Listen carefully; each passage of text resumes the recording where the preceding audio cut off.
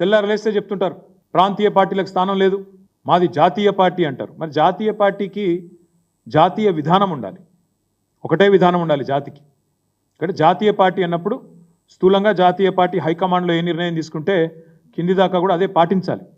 కానీ ఢిల్లీలో ఒక నీతి, గల్లీలో ఒక నీతి అన్నట్టు, ఢిల్లీలోనేమో అదాని మంచోడు కాదు, కానీ గల్లీకి వచ్చేసరికి, తెలంగాణకు వచ్చేసరికి మాత్రం అదాని మంచివాడు, పునీతుడు, అన్ని రకాలుగా గొప్పవాడు అన్నట్టుగా మరి ఇవాళ మాట్లాడుతూ ఉన్నారు. బీజేపీని డబుల్ ఇంజన్ పార్టీ అని వీళ్ళు విమర్శిస్తూ ఉంటారు. మరి నేను అడుగుతున్నా, వాళ్ళది డబుల్ ఇంజన్ అయితే మీది డబుల్ స్టాండర్డా? గల్లీలో ఒక నీతి, ఢిల్లీలో ఒక నీతి ఉంటుందండి అదానికి సంబంధించి. కొంతమంది మిత్రులకు తెలుసు, ఈ ఆంగ్ల సినిమాల్లో చూపెడతా ఉంటారు good cop bad cop routine అని. అంటే ఇద్దరు పోలీసు వాళ్ళు వస్తారు ఇంటరాగేషన్కు, వచ్చి ఒక ఆయన కొట్టినట్టు చేస్తాడు, ఇంకో ఆయన కొడతాడు, వాడికి మంచోడు కాదు, నువ్వు చెప్పు అంటాడు పక్కకి వెళ్ళి. దాన్ని good cop bad cop routine అంటారు. నాకు తెలిసి కాంగ్రెస్ పార్టీ కూడా అట్లే good Adani bad Adani routine పెడుతున్నది. గుడ్ అదాని ఎప్పుడు? వాళ్ళకు చందాలు ఇచ్చినప్పుడు, వాళ్ళ ప్రభుత్వంతో దందా చేసినప్పుడు, వాళ్ళ పార్టీకి సంబంధించి వ్యాపారం ముడుపులప్పచెప్పినప్పుడు గుడ్ అదాని. బ్యాడ్ అదాని ఎప్పుడు? ఇతర పార్టీలతో, అక్కడుండే ప్రభుత్వాలతో సంబంధాలు పెట్టుకుంటే బ్యాడ్ అదాని. అందుకే నేను ఇవాళ రాహుల్ గాంధీ గారిని సూటిగా అడుగుతా ఉన్నా. తెల్లారు లేస్తే మీరు మాట్లాడుతూ ఉంటారు, ఉపదేశాలు ఇస్తూ ఉంటారు. నిన్న కూడా గంటన్నర సేపు మాట్లాడిండు రాహుల్ గాంధీ గారు. అదాని అవినీతి నేను ఎప్పటి నుంచో చెప్తున్నా, ఈయన మంచోడు కాదని, ఈయన వెనక పెద్దోళ్ళు ఉన్నారు, ప్రధాని ఉన్నాడు, మోడీ ఉన్నాడు అని తెల్లారు లేస్తే రాహుల్ గాంధీ గారు మాట్లాడతారు. రాహుల్ గాంధీ గారిని సూటిగా అడుగుతా ఉన్నాం, మీరు తెలంగాణలో కాంగ్రెస్ ప్రభుత్వం చేస్తున్న దందా అదానితో మీరు సమర్థిస్తున్నారా లేదా? ఒకటే మాటలో చెప్పండి. ఢిల్లీలో ఒక నీతి, గల్లీలో ఒక నీతి ఏ రకంగా సమంజసం మీరు చెప్పండి. కెన్యా దేశం తలసరి ఆదాయంలో కూడా తెలంగాణ కంటే, తలసరి ఆదాయం తెలంగాణ దాదాపు $5,000. కేసీఆర్ గారు వచ్చిన తర్వాత భారతదేశంలో నెంబర్ 1. కెన్యా అనే దేశం యొక్క తలసరి ఆదాయం పర్ క్యాపిటల్ ఇన్కమ్ $2,000. మనకంటే కెన్యాకు పెట్టుబడులు ఎక్కువ అవసరం. కానీ అట్లాంటి కెన్యా పేద దేశం అయినప్పటికీ ఆత్మగౌరవం గల దేశం కాబట్టి వెంటనే నన్ను అదాని ఇట్లా లంచగొండి తనం చేసినాడు, లంచం ఇచ్చినాడు అని చెప్పి అక్కడ కోర్టు తీర్పియంగానే అమెరికాలో వెంటనే కెన్యా నిన్న తన కాంట్రాక్ట్లు, తన ఒప్పందాలు, వ్యాపార సంబంధాలు అదానితో మొత్తం రద్దు చేసుకుంది.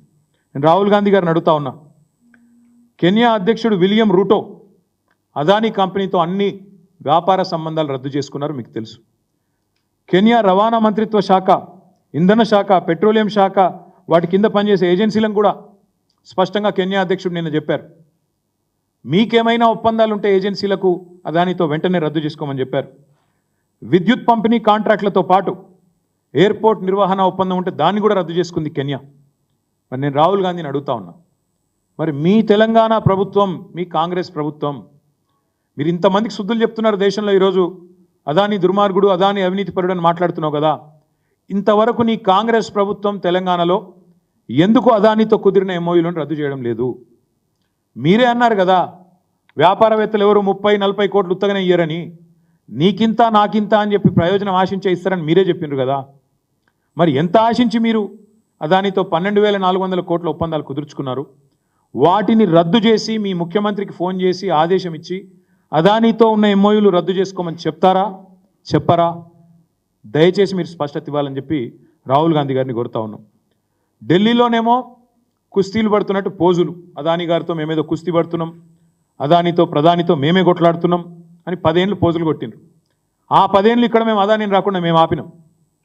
మళ్ళీ ఇక్కడ అధికారంలో కాంగ్రెస్ రాగానే రేవంత్ రెడ్డి గారు దోస్తీ చేస్తుంటే అదే అదానితో ఎందుకు కళ్ళు మూసుకున్నారు రాహుల్ గాంధీ గారిని మేము అడుగుతా ఉన్నాం.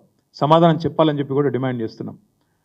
అదానితో దేశానికి నష్టమట, అదానితో దేశానికి నష్టమట, ఇది రాహుల్ గాంధీ గారి వాచ.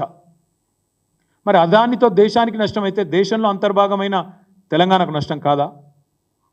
అదానితో వేరే రాష్ట్రాల్లో నష్టమైతే, ఆయా ప్రాంతాల ప్రజలకు నష్టమైతే మరి ఇక్కడ తెలంగాణలో నష్టం కాదా? లాభం ఎట్లా అవుతుంది? రాహుల్ గాంధీ గారు చెప్పాలని చెప్పి మేము డిమాండ్ చేస్తూ ఉన్నాం. కాంగ్రెస్ అధిష్టానం మాటను కాదని, కాంగ్రెస్ అధిష్టానం మాటను పెడచెవిన పెట్టి అదానీ సామ్రాజ్యానికి తెలంగాణలో రేవంత్ రెడ్డి గారు రెడ్ కార్పెట్ ఏమైనా పరుస్తున్నారా? ఇది కూడా తప్పకుండా, ఒకవేళ అట్లా జరుగుతున్న మాట వాస్తవం అయితే మరి ఆయన మీద చర్య తీసుకుంటారా, తీసుకోరా? ఇది కూడా రాహుల్ గాంధీ గారు సమాధానం చెప్పాలి. ఇప్పుడే ఇక్కడికి వచ్చేటప్పుడు నేను చూసిన షర్మిల గారు ఆంధ్రప్రదేశ్ కాంగ్రెస్ కమిటీ అధ్యక్షురాలు, ఆమె కూడా చెప్పింది రేవంత్ రెడ్డి గారు పునరాలోచించుకోవాలా, అదానీతో ఏవైతే సంబంధాలు ఉన్నాయో వాటి విషయంలో తెలంగాణ ప్రభుత్వం కూడా పునరాలోచించాలా, మా కాంగ్రెస్ ప్రభుత్వం ఏముంది అక్కడ కూడా పునరాలోచించాలా నేను విజ్ఞప్తి చేస్తున్నా అని చెప్పి ఇప్పుడే షర్మిల గారు చెప్పినట్టు నేను వార్తల్లో ఇప్పుడే చూసిన. స్కిల్ యూనివర్సిటీ కోసం 100 కోట్ల విరాళాన్ని మరి స్వీకరించడం అదానీ గారి నుంచి రేవంత్ రెడ్డి గారు ఇది తప్ప ఒప్ప రాహుల్ గాంధీ గారు చెప్పాలి.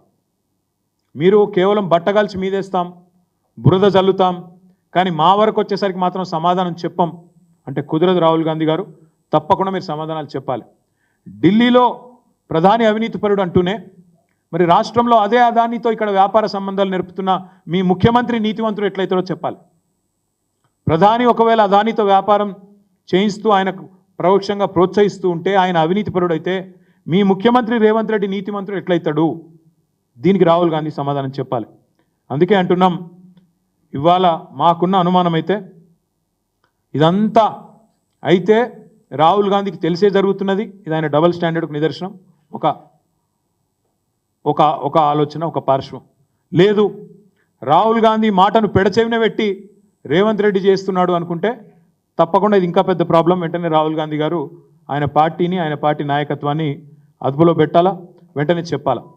రాహుల్ గాంధీ గారికి అనుమాత్రం చిత్తశుద్ధి ఉన్నా, ఏమాత్రం చిత్తశుద్ధి ఉన్నా తెలంగాణ ప్రభుత్వం అదానీతో చేసుకున్న అన్ని ఒప్పందాలను వెంటనే రద్దు చేసుకుంటున్నట్టు ప్రకటించాలి అని మేము డిమాండ్ చేస్తున్నాం. ఆల్ ఎంఓయూస్, నీకింత నాకింత అని చేసుకున్న ఎంఓయూలను రద్దు చేయాలి. 100 కోట్ల విరాళం మరి ఏం ఆశించి ఇచ్చిండ్రో తెలియదు, వెంటనే వెనకకి ఇవ్వాలని చెప్పి కూడా మేము డిమాండ్ చేస్తున్నాం.